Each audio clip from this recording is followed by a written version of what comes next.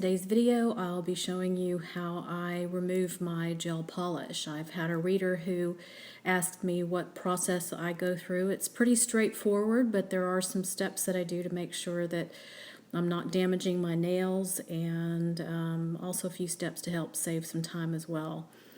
There are some tools that you're going to need. You'll need either foil and cotton balls, or you can buy the ready-made wraps that pretty much every gel polish maker comes out with. These happen to be super nail gel removal wraps. I got these off of eBay. I think these run about $10 for 100. And I like these because the pad is thicker. I was using the OPI wraps, but the cotton pad was pretty thin. So I like these super nails. They're comparable to the red carpet manicure and gelish wraps, but these are cheaper. So if you can find them online, you can get them for a decent price. So you'll need that to apply your acetone to. I use regular straight up 100% acetone, and I've put it in a little squirt bottle here. I have also added some vegetable glycerin. This is, they have animal glycerin and vegetable. I went ahead and went with the vegetable glycerin. The reason I use this is for moisture, since straight acetone will dry your skin out pretty bad. I just apply about, I fill the bottle almost to full, about right here with the acetone, and then I add about 1 to 2 teaspoons of the glycerin. And when you add it, you'll see how it will kind of pool in the bottom down here. You want to add just enough water because the glycerin will not dissolve in acetone alone. It will dissolve in water, however. So if you add just a little bit of water, maybe about 1 to 2 teaspoons of water, and shake it up, you will see that it will now become incorporated with the acetone. If it doesn't, if you look and you still have a little bit down at the bottom of your bottle, just add a little bit more water. And then shake it up again. But you don't want to add a whole bunch of water at the very beginning. You only want to add as much as you need to dissolve the glycerin. You don't want to dilute the acetone any more than you have to. Some people don't like the kind of, it does have kind of a greasy feeling that is left, but at least you'll know that you're getting your skin and your nails moisturized rather than just using straight acetone by itself. It's certainly your preference. There's all kinds of other removal products that are made by gel companies that you can also try, but this is certainly the most economical way to go, is just go to Sally's or anywhere else that you can buy in bulk the acetone, and you can make your own moisturizing remover. So you have your wraps, you have your remover. You'll need, for beginners, I would suggest an orange wood stick, someone who's first getting into this. You don't want to become really impatient with trying to pry off or get really aggressive with removing your gel polish after you've soaked. So I would recommend for anybody just starting out the orange wood stick. I'm pretty patient now. I've learned my lesson. You can learn from my mistakes of not being patient. I use my metal cuticle pusher here. This works great for pushing off those last bits of the, because it conforms to your nail, which is nice. I hardly ever use this end for anything. I may use this to try and lift up some Swarovski crystals or something like that. So I stay away from this end. It's quite sharp, and I don't want to damage my nail bed. I also use a curette. This is like a stylus type thing that has 2 scoops, a larger scoop on this end and a smaller scoop on this end.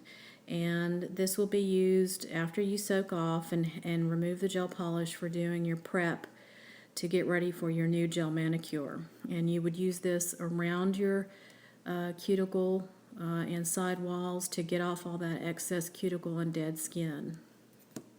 And I have, of course, my trusty Diamond Deb file with the pointed end, which also helps with getting rid of some of that extra skin as well. I have my nippers, and a lot of people don't use the nippers. I do. If I have any stray skin that's, popping up, I use that to get rid of that. And of course, always be careful with these. I have a 100 and 180 grit file here.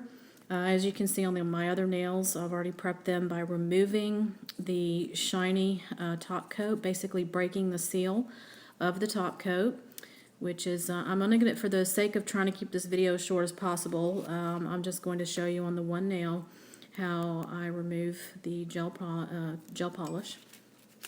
So we'll begin by, like I said, I'm going to use the 180 grit side to file the top of that top coat. Just buff it to remove the shine and break the seal so that acetone can penetrate into those gel layers. And this will help speed up your removal a little bit, especially if you have a more difficult gel polish. Gelish can tend to be sometimes a little bit longer. It depends on the color. Ink and couture polishes, they remove quite easily. There's other ones that don't. So regardless of the polish, breaking the seal on your top coat will almost always help to reduce your soak off time. So now that I've removed the shine, I'm going to take my wrap. And when I first started, I only did one hand first, and then I did the other hand as soon as I finished removing off of this hand.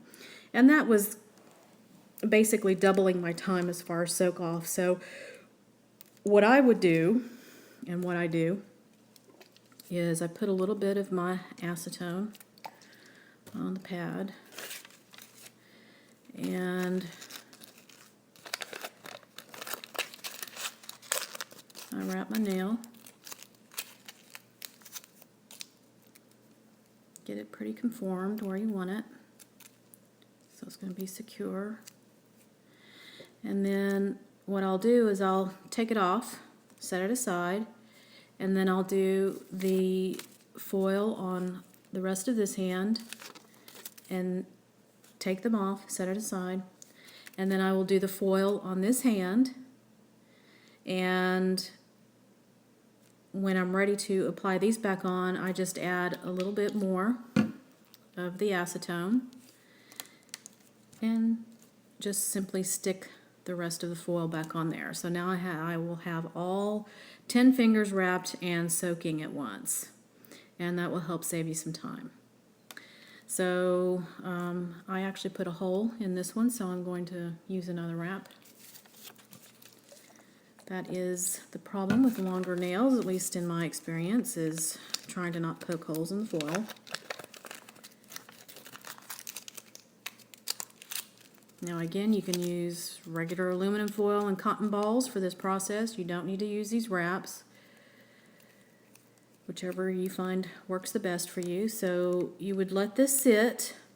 In my experience, gelish takes about 10 to 15 minutes, generally more towards 15, to get it to completely come off without having to force any bits off. So I'll let this soak and I'll come back and show you the rest of the process. Alright, so it's been about 15 minutes since I've applied the foil and soaking off the nail. So I'm going to just kind of twist it around the top of that to remove any of the larger pieces of the gel product. As you can see here, gelish is one of those that just sort of flakes off. It doesn't really come off in one piece. So at this point I would go ahead with, and again, beginners, again, please use the orange wood stick so you know that you're being gentle with getting the rest of the little bits of gel polish off of your nail. And what I like to have is a little bit of acetone in a dapping dish, and I can put my nail in there, kind of get off any more excess, and still have some of that acetone to help remove any of the excess gel. So as you can see, 15 minutes, it comes off relatively easy. Any last little stubborn bits, I usually have them around the tips of my nails. I'll go ahead and I'll use my metal pusher again just to get those little bits off, making sure that I've got all of the little bits off.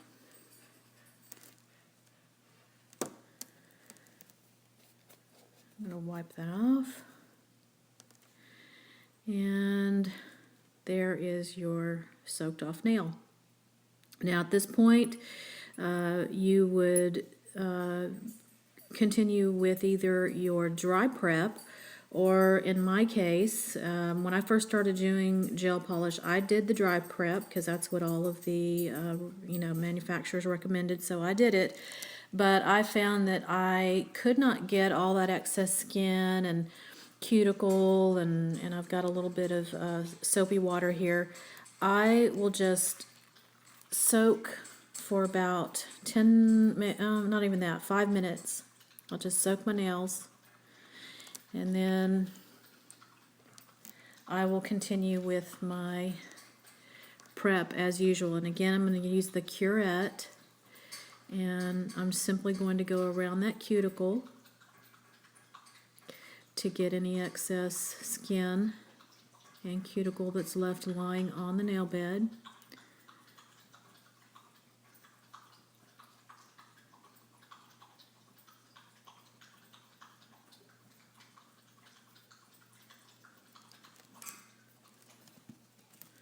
A little bit of gel polish left on the side here.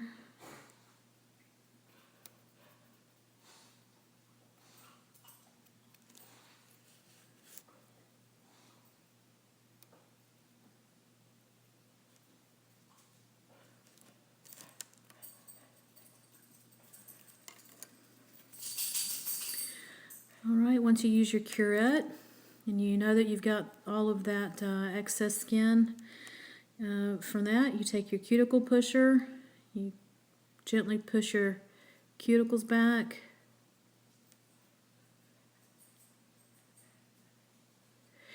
and at this point you would go ahead and wash your hands in warm soapy water, dry, completely dry, and then you would come in with your base gel and continue with your gel polish manicure.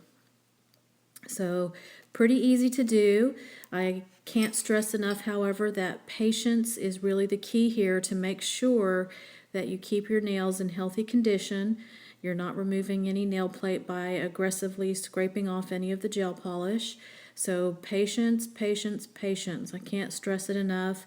When you first start out with this, if you're anything like me, you're in a hurry, you don't like soaking off, and you just start getting really aggressive with taking it off, and that just leads to more problems. The worse your nails get, the more problems you're going to have with your gel polish staying on, and you really shouldn't be using the gel polish on damaged nails anyway. So you really should keep your nails healthy if you want to continue to use the gel polish. So pretty straightforward as far as removal goes. I hope you have found this helpful. If you have any questions for me, any comments, leave them down below for me. I'll be happy to answer. And until next time, I will see you guys later.